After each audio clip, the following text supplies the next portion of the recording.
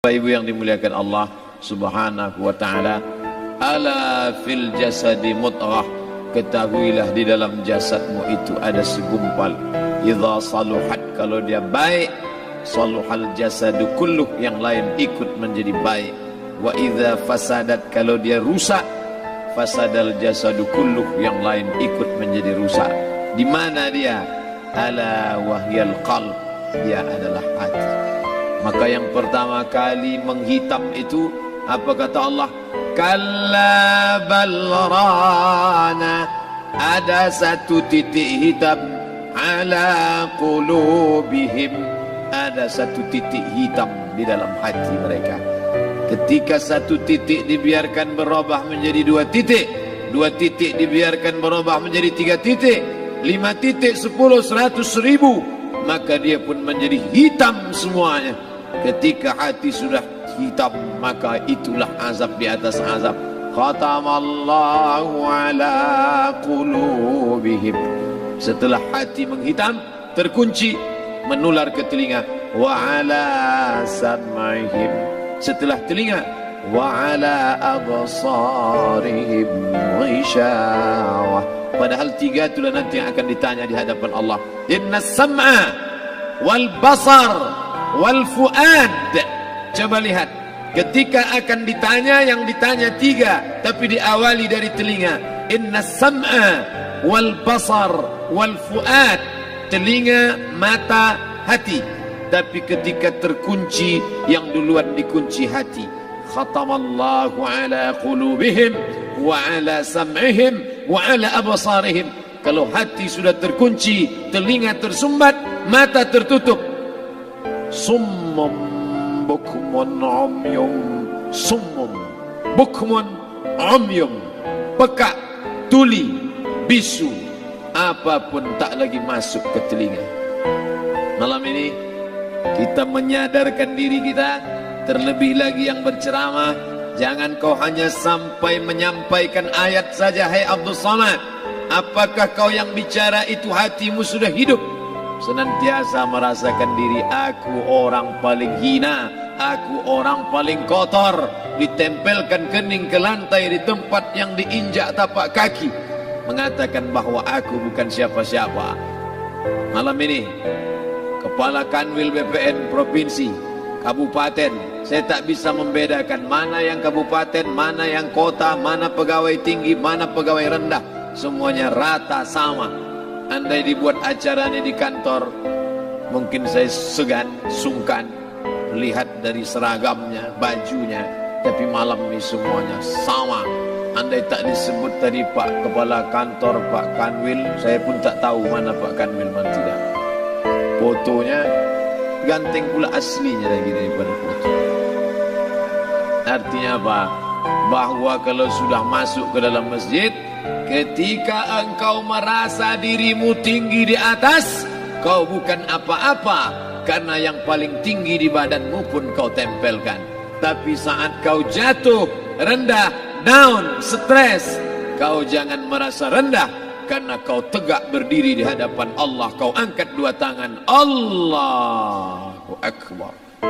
Di dalam diri ini disebut dia dengan qalb.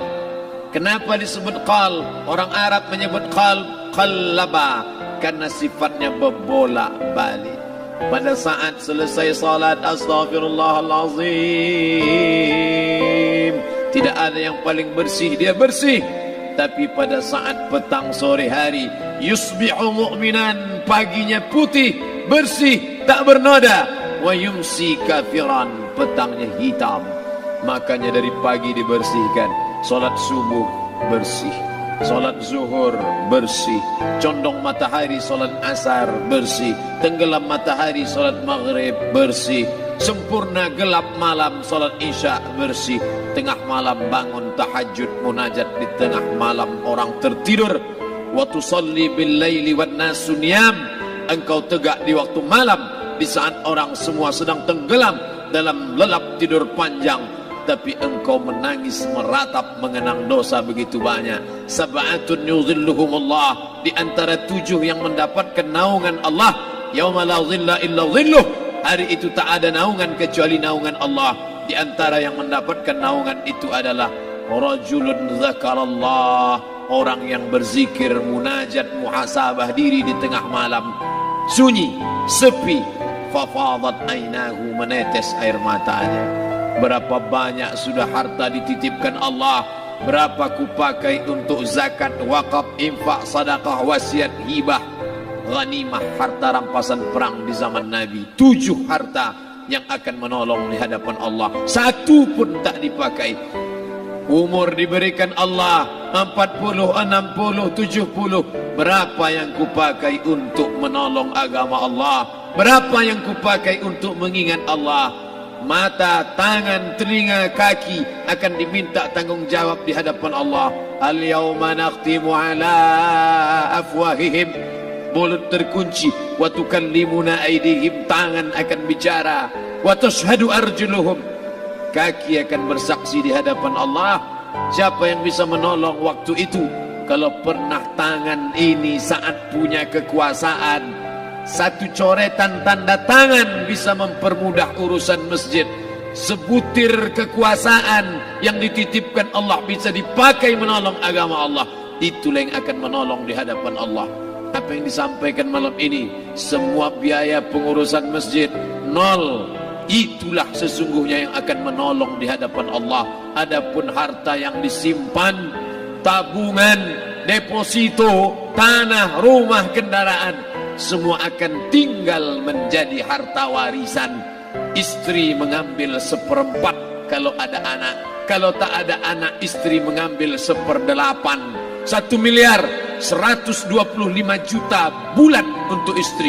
Kalau dia tak tahu hukum gonogini. Kalau dia tahu gonogini, dia tuntut ke pengadilan, dipotong lagi menjadi 2.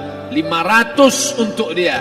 Dari yang 500 dapat lagi dia 75. 575 bulan untuk dia. Sisanya 425 diambil anak laki-laki 2 kali bagian anak perempuan. Lalu yang kita bawa mati apa? Dulu dibangga-banggakan, dihormati, dimuliakan. Yang kami muliakan Al-Mukarram, Al-Ustad. Tapi pada saat tiba masanya, yang kita bawa tak lain tak bukan innallaha la yanzuru ila ajsamikum. Allah tak menengok badan, fisik, bentuk tubuh, baju. Ini sampulnya saja. Wala ila suwarikum, Allah tak menengok rupa, wajah. Walakin yanzuru ila qulub. Hati kamu yang bersih itulah yang kau bawa menghadap Allah Subhanahu wa taala. Yauma la yanfa'u malun, harta tak berguna, wala banun, anak tak bisa menolong. Harta tak berguna, anak tak mampu menolong. Illa man atallah, kecuali orang yang datang menghadap Allah biqalbin salim, dengan hati yang bersih, hati yang tulus, hati yang memercikkan cahaya iman, hati yang bersih dari hasad, busuk hati, sum'ah, riya, takabbur. Itulah yang menolong di hadapan Allah Subhanahu wa taala. Tulang, kulu, kulit, darah, lemak, sumsum akan menjadi santapan cacing tanah. Begitu besok pagi pintu kamar tak bisa diketuk, istri bolak-balik membangunkan tak terjaga, dipegang pipi sudah sejuk macam es batu, tanda jantung tak lagi berdetak, maka darah mulai berubah menjadi nanah, busuk. 1, 2, 3 hari kalau tidak disuntik formalin, jasad paling busuk jasad manusia, karena semua dia makan herbivora, tanaman saja. Tapi kita ini omnivora, semua masuk. Maka begitu mati, paling bagus orang Islam paling cepat dikuburkan. Selesai acara pemakaman, habiskah masalah, muncul masalah baru. Disitulah kita baru sadar. Apa kata Imam Ali radhiyallahu an? An-nasu niyam. Semua manusia waktu hidup itu tidur. Bapak tidur, ibu tidur, saya tidur. Semua orang waktu hidup itu tidur. Falamma matu, ketika dia mati, disitulah dia baru terjaga dari tidur panjang. Saat Israel mencabut nyawa, ditarikkannya adalah satu sentapan yang kuat. Disitulah kita baru terjaga dari tidur panjang. Betapa aku meninggalkan salat, betapa aku tak berzakat, betapa dulu kekuasaan, aku lulus umur 30, pensiun 58, 28 tahun apapun tak pernah kubuat untuk agama. Sibuk membesarkan anak, sibuk mengurus warisan. Anak pun tak ingat dengan kita karena kita lupa menanamkan pendidikan agama di dalam otak kepalanya. Andai dulu pernah dia dibawa ke masjid, andai dulu pernah dia dibawa umrah, andai dulu dia dimasukkan SD IT, SMP IT, SMA IT, Islamic Boarding School, dibawa ke masjid, takkan dia lupa mendoakan selesai salat, Rabbighfirli wali walidayya warhamhuma kama rabbayani saghira. Harta yang banyak tak sempat menolong agama Allah. Anak tunggal semata wayang tak sempat dididik agama. Istri meninggalkan dalam keadaan stres susah hatinya karena dia tak diajarkan sabar menerima ridha ketetapan takdir Allah. Dan paling celaka, tak pernah anggota tubuh ini dipakai untuk berzikir, muhasabah, mengingat Allah. Tak pernah mata dipakai menengok Quran, kitab suci Allah. Tak pernah dipakai hati merenung sejenak, apa yang akan kubawa mati menghadap Allah Subhanahu wa ta'ala. Malam ini saya tak minta diajak ceramah tentang hukum zakat, hukum puasa. Saya tidak diajak tanya jawab apa hukum unjuk rasa besok tanggal 4. Yang ditanya adalah bagaimana kita merenung sejenak. Abdul Somad, engkau berhadapan dengan para pegawai Badan Pertanahan Nasional Provinsi Riau, berkumpul 12 kabupaten kota. Ini orang-orang ngurus tanah, dari dalam tanah naik ke atas tanah, ngurus tanah, ngurus tanah, ngurus tanah, masuk ke dalam tanah. Abdul Somad dari dalam tanah naik ke atas tanah, ceramah, masuk balik ke dalam tanah. Yang kau bawa apa? Baju koko tinggal, peci tinggal, pakaian kehormatan tinggal. Yang tentara belum pernah saya diundang. Ustadz besok datang takziah, bapak tentara meninggal, tahu-tahu kain kapannya loreng. Tak ada. Yang kau bawa kain tidak berjahit, disobek, kerak. Itu yang akan menyampul kulitmu, yang selama ini kau dimandikan, dibersihkan oleh ibumu dulu 60 tahun yang lalu. Sampai masanya kau lupa kapan kau dimandikan dulu. Sekarang ruh melihat, disebut dia ruh karena dia raha ya ruhu ruh, seperti aroma semerbak yang datang pergi hinggap. Ruh sampai masanya dia datang masuk ke dalam jasad. Ruh sampai masanya dia pergi meninggalkan jasad. Malam ini dimuliakan Al-Mukarram Haji Abdul Somad LCMA. Kenapa Abdul Somad ini dimuliakan? Karena ruh hinggap sejenak sebentar, sampai masanya besok pagi dia ruh keluar dari dalam tubuh ini. Anak yang katanya ayahku sayang, istri katanya kaulah abang, sampai masanya mereka tak lagi mau mendekat. Rumah itu saya yang buat, saya yang mengukurnya. Tapi begitu ruh sudah keluar dari badan, tidak satu pun semeter, sesenti, sejengkal, seasta ada tempat di rumah itu untuk jenazah bernama jenazah Abdul Somad. Dulu orang bertanya, rumah Ustadz Somad di mana? Hari ini orang tidak lagi bertanya, tak lagi menyebut nama. Orang sudah mengatakan kuburnya mana. Dulu kalau dia masuk masjid, didatangi orang, disalami orang. Mahasiswa, anak-anak, remaja mencium tangannya sebagai tanda hormat. Tapi begitu diletakkan keranda, kita akan sholat jenazah nanti selepas sholat zuhur. Apa kata orang? Letakkan di tepi sana, letakkan di tepi sana. Tak satu pun mau mendekat, letakkan dia di sana. Bahkan sebagian mengatakan dalam masjid, letakkan dia di luar. Dia tidak disebut engkau yang mulia, tidak digunakan kata ganti orang langsung. Letakkan dia di sana.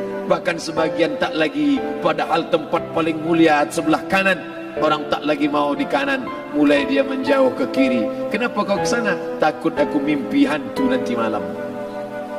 Mana kawan, sahabat andai tolan, anak menantu, teman sekantor, semuanya pergi meninggalkan. Yang tetap dibawa, kalau pernah kaki melangkah salat berjamaah di masjid, kalau pernah tangan mengusap kepala anak yatim, kalau pernah tangan mengucap subhanallah. Nanti di akhir tausiah kita akan berzikir, munajat, muhasabah diri, berdoa, mengenang apa yang akan kita bawa menghadap Allah Subhanahu wa taala. Datang malaikat membawa kain kafan dari cahaya, akan menyambut ruh yang mulia. Hadis riwayat Ahmad bin Ambal dalam kitab Al-Musnad, turun malaikat berlomba-lomba membawa kain putih dari cahaya, menunggu ruh akan keluar. Ruh menetes seperti embun di ujung daun. Daun tidak bergoyang, ranting tidak patah. Ruh menetes pelan turun ke dalam kain kafan, dibawa malaikat ke pintu langit. Tak sabar mereka menyambut. Inikah dia yang selama ini berjamaah? Inikah yang dulu ketika dititipkan kekuasaan menolong agama Allah? Kam min masyhurin fil ardi walam yakun ma'rufan fis sama. Berapa banyak yang masyhur terkenal di bumi, malaikat tak mengenal dia. Ini roh siapa? Tapi ini bukan LCMA, dia bukan ustadz, dia bukan ulama, tapi imannya dalam. Kekuasaan dipakai menolong agama Allah.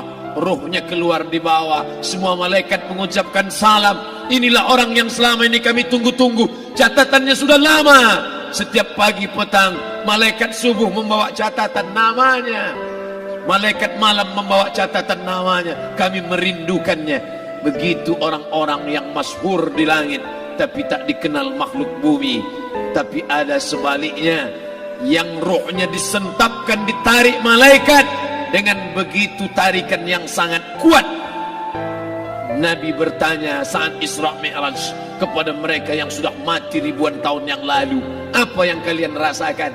Yang satu mengatakan seperti tebasan pedang di tempat yang sama beratus kali. Yang satu mengatakan seperti kambing yang dikuliti hidup-hidup. Yang satu mengatakan seperti mata kail pancing ditarik dari kulit yang basah. Maka kita berdoa setiap selesai salat, Allahumma hawwin alaina, ringankan kami ya Allah, fi sakaratil maut, di saat sakaratul maut yang amat sangat menyakitkan itu. Dan mereka yang pergi tak pernah kembali, mereka yang mati tak pernah bercerita, kecuali hanya kepada Sayyidina wa Maulana Muhammad sallallahu alaihi wasallam. Di saat malam pertama di tempat yang gelap, di tempat yang tak pernah diimpikan oleh orang, tapi kita tetap melewati dan merasakannya. Perlahan-lahan cacing tanah, ular-ulat kalajengking akan menggerogoti kulit yang selama ini dimandikan, selama ini dipakaikan sampo yang mahal, selama ini dioleskan pelembab yang lembut. Tapi ternyata sebelum roh keluar jasad, setelah keluar, dia hanya akan menjadi santapan cacing tanah, hancur berkeping hari demi hari. Yang pertama kali membusuk adalah mata, karena dia berisi cairan. Cairan ini mengering, busuk dan berlubang. Lalu kemudian usus sebulan di dalam tanah, mulai dia menggelembung masuk angin dan dia meletus pecah. Cacing-cacing tanah mulai datang menggerogoti, memakan. Habis lemak, tulang, kulit, bulu, sumsum, darah, jantung, empedu, limpa, buah pinggang. Habis semuanya, tinggal tulang-tulang yang memutih, dimakan oleh tanah, ditelan oleh massa, sampai akhirnya Asi bin Wa'il membawa tulang yang kering itu kepada Nabi Muhammad, baginda Sayyidina wa Maulana Muhammad. Ya Muhammad, ayuhi rabbuka hadzal izam, sanggupkah Tuhanmu menghidupkan tulang yang kering ini? Nabi diam tak menjawab, sampai akhirnya datang Jibril alaihi salam membawakan wahyu. Qul, katakan kepada dia. Ayat ini dibaca malam Jumat, Bapak Ibu semua hafal. Kita baca, Qul yuhyiha alladhi ansha'aha awwala marrah wa huwa bikulli khalqin alim.